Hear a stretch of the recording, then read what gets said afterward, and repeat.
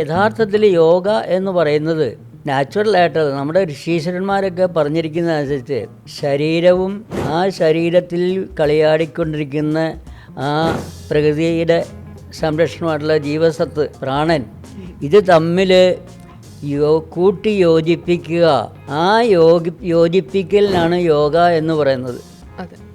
അതായത് യുജ് എന്ന് പറഞ്ഞ സംസ്കൃത വാക്കിൻ്റെ എക്സ്പാൻഷനാണ് ഇംഗ്ലീഷിൽ പറയുമ്പോൾ യോഗ.